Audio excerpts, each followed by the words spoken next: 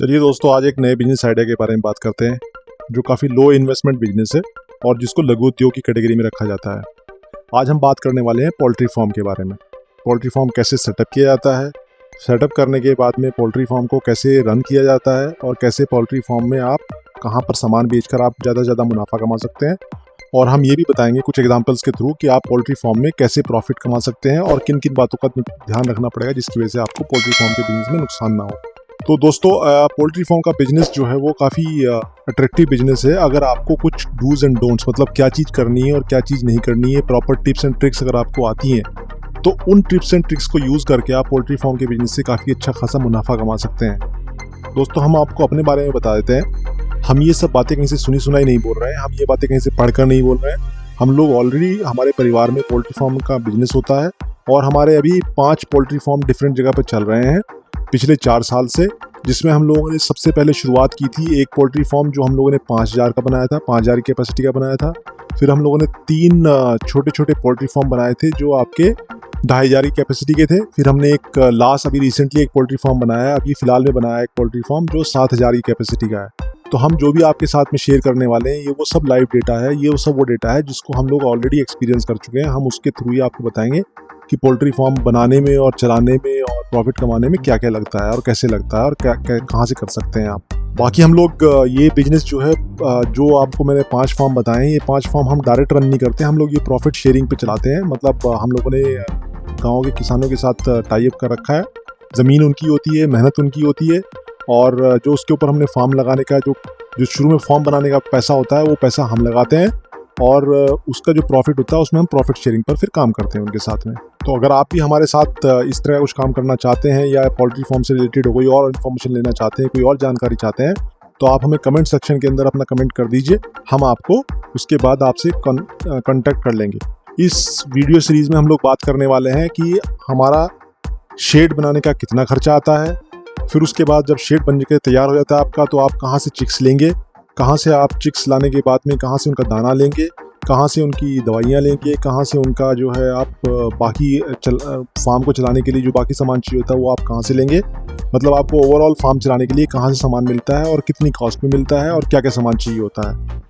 और उसके बाद जब एक बार आपका चिक्स तैयार हो जाते हैं 2 किलो, 2.5 किलो या 1.5 किलो जितने में आप बेचना चाह रहे हैं, उसके बाद आप उस चिक्स को और उस चिकन को और तैयार माल को आप कहाँ कहाँ बेच सकते हैं। बहुत सारी जगह हैं, हम आपको वो 4-5 जगह बताने वाले हैं जो जिन जगहों पे हम अपने माल को तैयार होने के बाद में बेचते हैं और अच्छा खासा मुनाफा कमाते हैं, तो हम आपके साथ शेयर करने वाले हैं। और हम लास्ट में आपके साथ में रियल एग्जाम्पल शेयर करेंगे कि हमने कब कब और किन किन टाइम के ऊपर और क्या क्या ट्रिक्स लगाकर हमने मुनाफा कमाया है। और ऐसा नहीं है कि हमें नुकसान नहीं हुआ है। पोल्ट्री फार्म में आपने सुना होगा बहुत से फार्मर भाइयों से, किसान भाइयों से कि नुकसान भी आता है, तो हमें भी नुकसान हुआ है। और हम उस नुकसान को, ऐसा नहीं होता है कि हम नुकसान के बाद में काम बंद करते हैं, नुकसान को हम एनालाइज करते हैं कि नुकसान आखिर हमें क्यों हुआ है। और जब हमें ये समझ में आता है कि नुकसान क्यों हुआ है तो हम उसको कहीं ना कहीं नोट डाउन कर लेते हैं। तो हम वो सारी चीज़ें जिनकी वजह से हमें नुकसान हुआ है हम आपके साथ शेयर करने वाले हैं कि हमें नुकसान आखिरकार क्यों हुआ है और क्यों हमें प्रॉफिट हुआ था और क्यों हमें नुकसान हुआ है। तो हम आपके साथ में वो शेयर करेंगे कि किन किन वजहों से हमें नुकसान हुआ, ताकि आप लोग वो गलतियां ना करें और आप उन गलतियों से बचकर अपना प्रॉफिट निकाल सकें। तो पहला टॉपिक हमारा ये है। तो हम आज बात कर लेते हैं कि शेड बनाने के लिए क्या क्या चीज़ें चाहिए होती है और कितना कितना खर्चा आता है आपका। चलिए दोस्तों, मैं अपने कंप्यूटर पे ले आया हूँ आपको ये, और मैं आपको कंप्यूटर से दिखाता हूँ, क्योंकि ऐसा है कि हम लोग जब भी फॉर्म बनाते हैं फार्म तो हम पहले अपने कंप्यूटर के ऊपर उसकी कैलकुलेशन कर लेते हैं। आप चाहे तो एक पेन पेपर ले लीजिए और पेन एंड पेपर के ऊपर नोट करते चलिए कि मैं कैसे कैसे कैलकुलेशन कर रहा हूँ। ऐसे ऐसे आप भी कैलकुलेशन कर सकते हैं और अपना खर्चा निकाल सकते हैं कि अगर मैं इस तरह का एक फार्म हाउस बनाता हूँ तो इस तरह का फार्म हाउस बनाने में मुझे कितना खर्चा आएगा। तो खर्चे में सबसे पहली बात आती है, हमें सबसे पहले देखिए, कोई भी बिजनेस करना होता है, कोई इस तरह का बिजनेस है जो ज़मीन से जुड़ा हुआ है, तो सबसे पहले हमें ज़मीन चाहिए। तो ज़मीन, जैसे मैंने आपको बताया कि हम लोग ज़मीन जो है वो हमेशा क्या करते हैं कि हम किसी के साथ टाई अप करते हैं, तो टाई अप करने की वजह से हमें क्या करते हैं, ज़मीन उस बंदे की रहती है और उसके ऊपर फार्म बनाने का खर्चा हम करते हैं। तो ज़मीन जाहिर सी बात उसकी रहती है, तो हम ऐसा नहीं है कि ज़मीन वो फ्री में लेते हैं। तो हम जब भी किसी के साथ करते हैं तो उसके साथ हम पहले एक टाई अप कर लेते हैं कि भाई हम जो है प्रॉफिट शेयरिंग इस हिसाब से रहेगी, ये चीज़ें तुम्हारी रहेंगी, ये चीज़ें हमारी रहेंगी। लेकिन उसमें भी जो ज़मीन है, अब ज़मीन हम उसकी ऐसे नहीं होता है कि वो खाली ज़मीन फ्री में लेते हैं, वो ज़मीन हम लोग उसका प्रॉपर उसको एक सालाना खर्चा बांध लेते हैं उसका। तो सालाना खर्चा हम तकरीबन मैं कैसे करते हैं कैलकुलेशन, उसकी मैं आपको कैलकुलेशन दिखा देता हूँ। तो जैसे मैं आपको बात करता हूँ सालाना खर्चा हम लोग लैंड का कैसे निकालते हैं उसकी मैं बताता हूँ। तो हम लोग देखते हैं कि एक स्पेस कितना चाहिए होता है, मतलब एक जगह कितनी चाहिए होती है, एक चिकन को पैदा करने के लिए हमें कितनी बड़ी जगह चाहिए होती है, हमारे फार्म में कितनी जगह होनी चाहिए। तो हमारे फार्म में 1 से सवा स्क्वायर फीट के आसपास जगह होनी चाहिए एक चिकन के लिए। तो मैं जो ये बताने वाला हूँ कैलकुलेशन आपको ये बताना हूँ 2,500 चिक्स के लिए और 2,500 चिकन के लिए। तो 2,500 चिकन के लिए तकरीबन बनती है 3,125 स्क्वायर फीट की जगह बनती है। अब 3,125 स्क्वायर फीट को अगर आप गज में कन्वर्ट करें तो गज जो है आपके 9 से डिवाइड कर दीजिए इसको। आप 9 से डिवाइड करेंगे तो आप इसको 9 से डिवाइड करेंगे, 9 से भाग कर देंगे इसको। मोटा मोटा आप ये पकड़ के चलिए कि अगर 2,500 चिक्स की आप बात करें, 2,500 चिकन की आप बात कर रहे हैं तो 350 गज आपके पास जगह होनी चाहिए, 350 स्पेस होना चाहिए। अब आप देख लीजिए आपको 1,000 का बनाना है तो कितना स्पेस चाहिए, अगर आपको 2,000 का बनाना है तो कितना स्पेस चाहिए, और अगर आप 3 का बनाना है तो कितना स्पेस चाहिए, और 5 का बनाना है तो कितना स्पेस चाहिए। हम लोगों ने अब तक 7 का बनाया है, तो 7 वाले में तकरीबन आप इसी हिसाब से देख लीजिए मोटा मोटा 1-1.5 बीघे के आसपास जगह चाहिए होती है 7,000 के लिए, क्योंकि उसमें फार्म भी बनता है, फिर उसका आप अलग से कुछ लेबर रूम भी बनाएंगे, फिर उसमें आप टंकी भी लगाएंगे, फिर उसमें आप पानी का भी जुगाड़ करेंगे। वो सब के लिए 1-1.5 बीघे के आसपास ज़मीन चाहिए होती है अगर 7,000 के आसपास बनाना। 5,000 जो है वो आज का 5,000 में भी ऑलमोस्ट 1 बीघे के आसपास काम चल जाता है अगर 5,000 का फार्म आप बना रहे हैं तो 1 बीघा ज़मीन जो है मैं मान के चल रहा हूँ कि मैं यहाँ भी 1 बीघा ज़मीन लेके चल रहा हूँ कि खुला डुला फार्म बना रहे हैं तो 1 बीघा ज़मीन आपके पास है, और 1 बीघा ज़मीन जो है वो आपकी 5-6 हज़ार रुपये में, 6-7 हज़ार रुपये में गाँव में आराम से मिल जाती है आपको, कि 6-7 हज़ार रुपये किराए पे मिल जाती है आपको। अगर आप खरीदने का मौका आपका मूड है तो आप उस हिसाब से देख लीजिए जहाँ पे आप बनाने वाले हैं वहाँ पर आप ज़मीन जो है अगर आप खरीदना चाह रहे हैं तो वहाँ 1 बीघा ज़मीन जो है वहाँ का रेट क्या है उसके हिसाब से आप अपना रेट आप कैलकुलेट करके देख सकते हैं कि मुझे 1 बीघा ज़मीन के लिए कितना खर्च करना पड़ेगा। अच्छा हाँ दोस्तों, इसमें एक चीज़ और भी है, एक चीज़ और ध्यान रखनी चाहिए जब आप ये फार्म बनाने जा रहे हैं तो फार्म बनाने के फार्म का इन्वायरमेंट बहुत ज़रूरी होता है कि फार्म आपका किस इन्वायरमेंट में बना रहे हो आप। तो फार्म के लिए इन्वायरमेंट एक तो ये है कि फार्म जो है वो आबादी से काफ़ी दूर होना चाहिए, आबादी से कम आधा किलोमीटर दूर होना चाहिए, ये गवर्नमेंट के नॉर्म है और वो गवर्नमेंट के नॉर्म आपको फॉलो करने चाहिए। आबादी से ये काफ़ी दूर होना चाहिए, क्योंकि इसके होता क्या है फार्म में कभी कभी बीमारी आती है, तो वो बीमारियाँ जो है वो बर्ड फ्लू और उस तरह की बीमारियाँ आती हैं, तो उसके ऊपर गवर्नमेंट के नॉर्म्स हैं कि फार्म जो है कम से कम आधा किलोमीटर आबादी से दूर बनना चाहिए, नंबर 1 तो। और नंबर 2 क्या है, फार्म हमेशा ईस्ट टू वेस्ट बनाना चाहिए। आप ईस्ट टू वेस्ट ना पूरब से पश्चिम की तरफ बनाना चाहिए, मतलब पूरब की तरफ उसका मुंह हो और पश्चिम की तरफ उसकी पुश्त हो, पीठ हो उसकी फार्म की आपको। और फार्म जो है वो हमेशा मतलब लंबाई तो आप कितनी भी रख सकते हैं फार्म की, लेकिन चौड़ाई जो है वो फार्म की 30 से 35 मतलब 25 से 30 या 35 फीट के बीच में होनी चाहिए, इससे ज़्यादा नहीं होनी चाहिए। मतलब फार्म जो है वो ऐसा होना चाहिए, फार्म चौड़ा नहीं होना चाहिए। अगर चौड़ा आप फार्म बनाओगे तो उसके अंदर गर्मी बहुत हो जाती है, उसके अंदर बहुत उमस हो जाएगी और जो आपकी गर्मी में आपके चिकन को, आपके माल को बहुत नुकसान पहुंचा सकती है। बल्कि गर्मियों में एक्चुअली नुकसान ही मेन गर्मी की वजह से होता है, उसी वजह से बीमारी आती है, उसी वजह से प्रॉब्लम होती है और चिक्स आपका बढ़ेगा भी नहीं और आपका चिकन जो है वो बढ़ के तैयार भी नहीं होगा, मोटा भी नहीं होगा। तो इसलिए फार्म हमेशा लंबा बनाया जाता है क्योंकि उसमें एयर सर्कुलेशन बहुत अच्छा होता है लंबे वाले में, चौड़ाई कम रखी जाती है और लंबाई चाहे आप जितनी कर लीजिए, लंबाई 180 फीट या 200 फीट, 200 फीट, 210 फीट, 250 फीट तक कर सकते हैं आप आराम से। और जो इन्वायरमेंट है उसके आसपास के फार्म का वो बहुत एयरी होना चाहिए, मतलब हवा उसमें हो चारों तरफ इन्वायरमेंट है कि आराम से उसके अंदर से एयर जो सर्कुलेट हो सकती है आराम से फार्म के अंदर से। ठीक है जी, अब आते हैं वापस कैलकुलेशन के ऊपर। अब जब कैलकुलेशन में आपका दूसरा नंबर आता है, जब आपके पास लैंड है तो अब लैंड होने के बाद में आप क्या करोगे, उसमें खुदाई करोगे, नींव खोदोगे उसकी चारों तरफ से फॉर्म का आप प्रॉपर नींव खोदते टाइम एक चीज ध्यान रखिएगा, जो उसकी लेंथ और जो आपने उसकी चौड़ाई लंबाई जो नाप रहे हो बहुत अच्छे से नापनी है। अगर वो टेढ़ा मेढ़ा हुआ तो फॉर्म ऊपर जाके जो आपका उसके छत डालोगे तो टेढ़ी नहीं हो जाएगी, वो फिर चद्दरें सेट नहीं बैठेंगी उसके ऊपर। अब चद्दरें अगर आपने सेट बैठानी है तो आपने उसकी फार्म की लंबाई चौड़ाई को बहुत अच्छे से नाप तोल के नींव खुदवानी है। अब आपकी नींव खुद गई है तो नींव में आपको जाहिर सी बात है नींव में रखने के लिए आपको ईंटें भी चाहिए, तो ईंटों के लिए हम लोग बात आते हैं ब्रिक्स के ऊपर, ईंटें आती हैं। तो तकरीबन अगर आप 2,500 का चिक्स बना रहे हैं तो आपका तकरीबन बनता है वो 30 बाई, ये बन जाएगा आपका तकरीबन 30 बाई 105 का, 105 फीट लंबा और 30 फीट चौड़ा फार्म।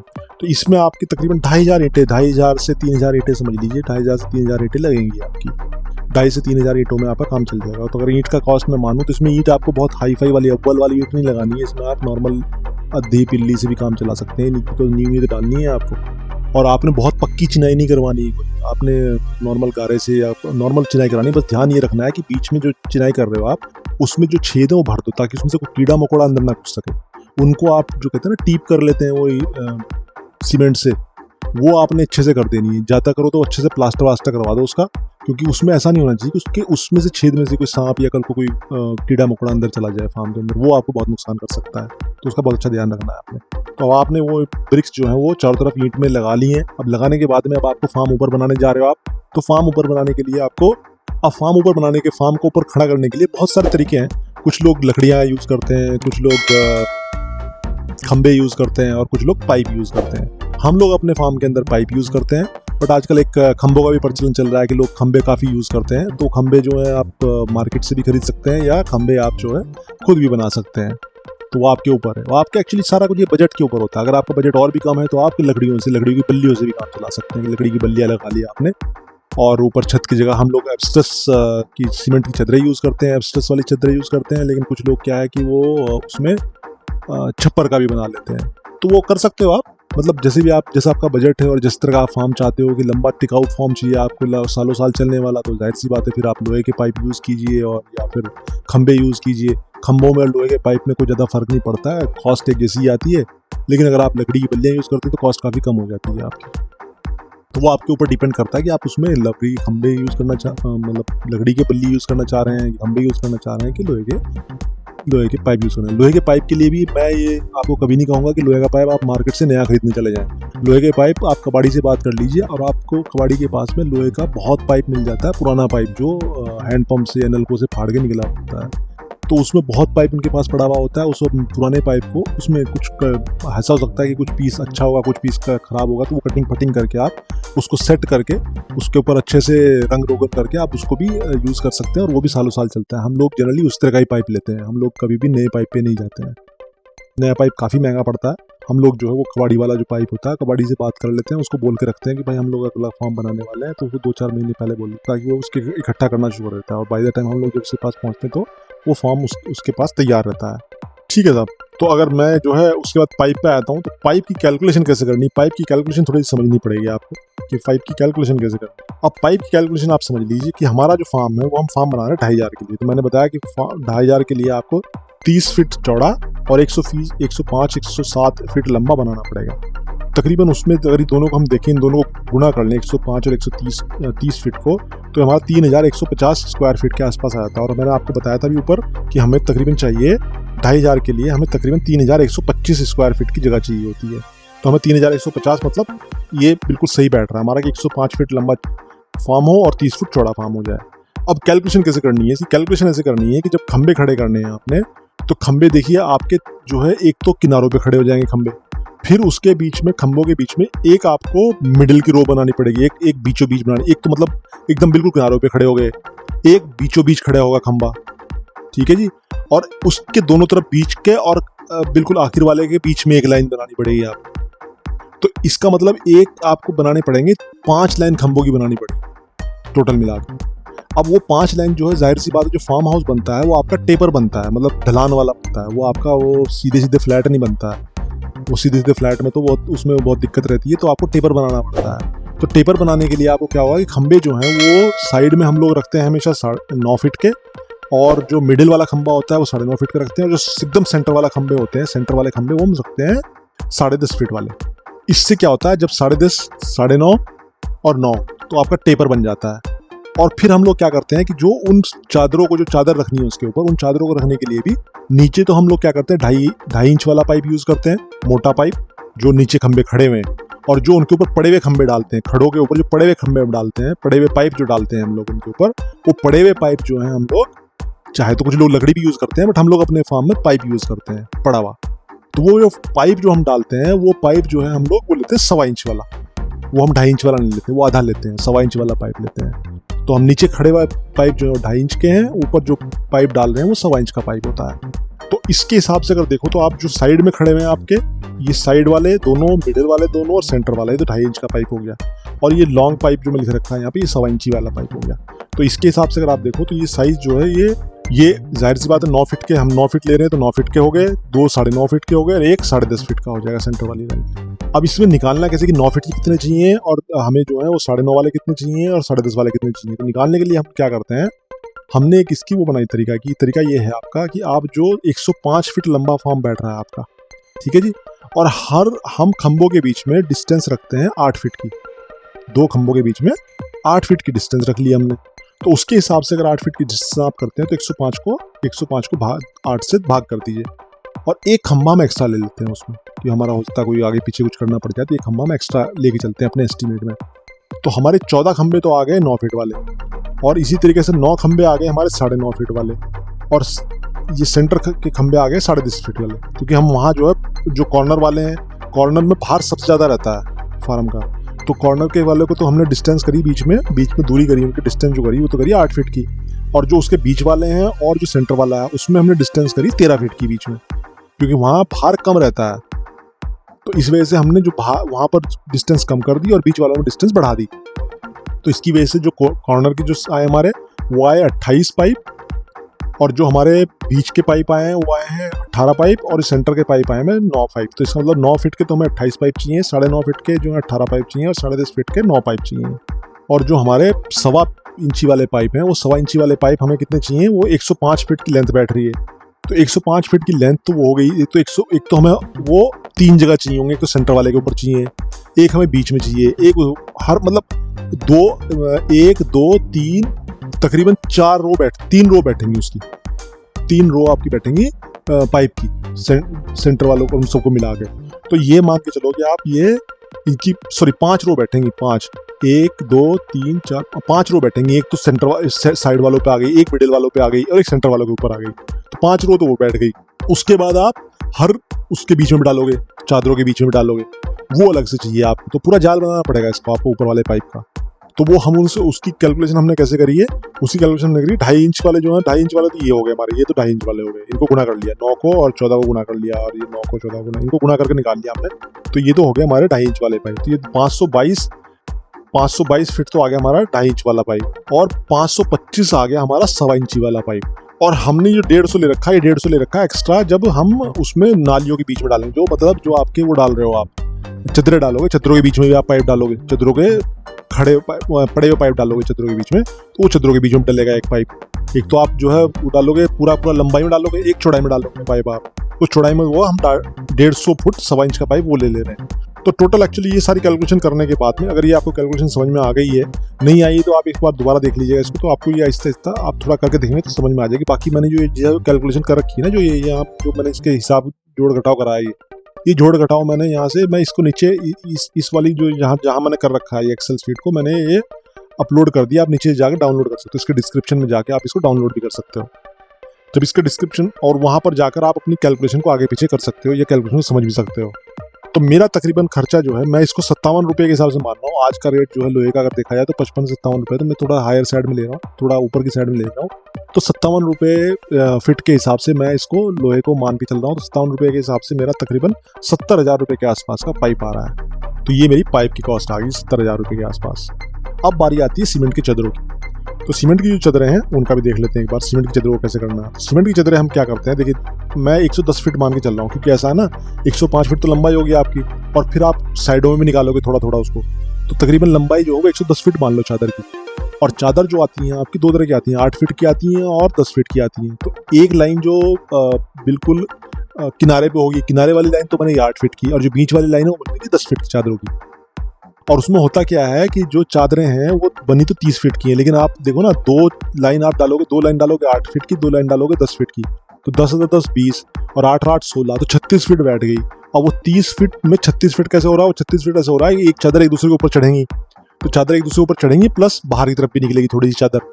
तो वो 6 फीट हम उसके लिए कर रहे हैं, 6 फीट उसके लिए ले रहे हैं। तो 30 फीट की लंबाई पे तकरीबन 36 फीट की लंबाई बैठती है आपकी। 2 उससे होता है कि 8 की 2 पड़ जाएंगे, और 10 की 2 पड़ जाएंगी आपकी। बीच वाली 10 की हो जाएंगी और किनारे वाली 8 फीट की चादर हो जाएंगी।